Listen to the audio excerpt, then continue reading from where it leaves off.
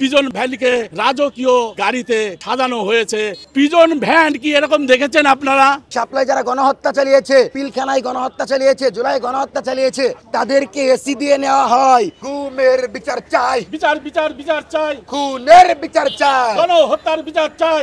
আমি জাতীয় বীর শহীদ মেজর বজলুল হুদার ছোট ভাই। আমরা পারিবারিকভাবে সাংঘাতিকভাবে এই আওয়ামী লীগ দুঃশাসনে অত্যাচারিত হয়েছি। আমার ভাই শহীদ মেজর বজলুল হুদাকে খুনি শেখ হাসিনা নিজ হাতে জেলখানায় ঢুকে জবাই করে হত্যা করেছে। আমার ভাগ্নিকে গাড়ি চাপা দিয়ে শ্যামলী পরিবহন চাপা দিয়ে হত্যা করেছে। আমাদের বাড়ি ঘর ভেঙে দিয়েছে, হুদা ভাইয়ের কবর পর্যন্ত তারা ভেঙেছে। এইভাবে তাদের অত্যাচারের কোনো সীমা ছিল না।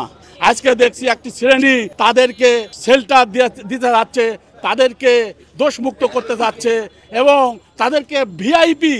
আপনারা বাংলাদেশের ইতিহাসে দেখেন পিজন ভ্যান কি এরকম দেখেছেন আপনারা? পিজন ভ্যানকে রাজকীয় গাড়িতে সাজানো হয়েছে, এসি দেওয়া হয়েছে, সোফা দেওয়া হয়েছে, সেই গাড়িতে তাদের আনা হয়েছে। এটার আমি তীব্র নিন্দা জানাচ্ছি। কোনোভাবে ক্যান্টনমেন্ট কারাগারে আর তাদেরকে ফেরত নেওয়া যাবে না। সেনাবাহিনীর দেশপ্রেমিক অফিসার এবং সদস্যদের আমি আহ্বান জানাবো, আপনারা এই খুনি ক্রিমিনালদের আর ক্যান্টনমেন্টে ঢুকতে দেবেন না। ক্যান্টনমেন্ট তাদের বের করে দিয়ে কলঙ্ক মুক্ত হয়েছে, ক্যান্টনমেন্টকে কলঙ্ক মুক্ত রাখার আহ্বান জানাচ্ছি।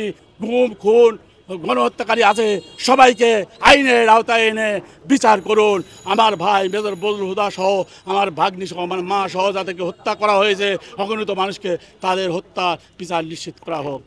বান্ডেল থাকলে প্রতি সেনমানিতে টাকা বাঁচবে।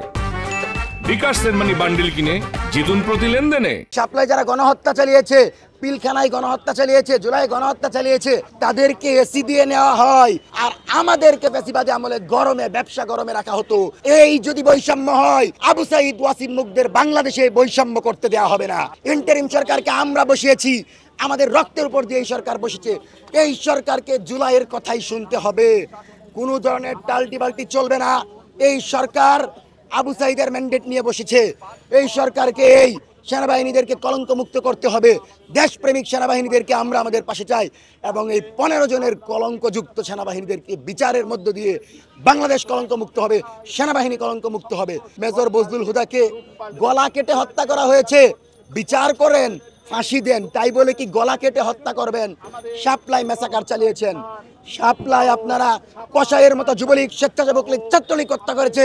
তাদেরকে বিচারের মুখোমুখি না করে যদি ইন্টারিম অন্য কোনো চেষ্টা করে, আমরা দেখেছি 300 জনকে ধরলে 50 জনকে দিনে ছাড়েন, 50 জনকে রাতে ছাড়েন, একদিনের ভিতরে 250 লোক ছেড়ে দেন।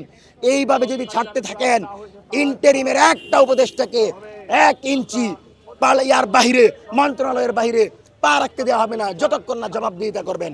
আপনাদের কাছে আমাদের একটাই দাবি, বিচার করেন, সংস্কার করেন, নির্বাচনের পরিবেশ তৈরি করেন এবং প্রিয় বাংলাদেশকে রক্ষার জন্য সকল আধিপত্য মুক্ত একটি নতুন বাংলাদেশ গড়ার প্রত্যয়ে জুলাইয়ের আকাঙ্ক্ষার এবং জুলাইয়ের স্পিরিট ধারণকারী একটি নতুন সংবিধান দেন, যার মধ্য দিয়ে প্রিয় বাংলাদেশ সকল আধিপত্যের মুক্ত হবে, সমৃদ্ধ বাংলাদেশ বিনির্মাণ করা সম্ভব হবে।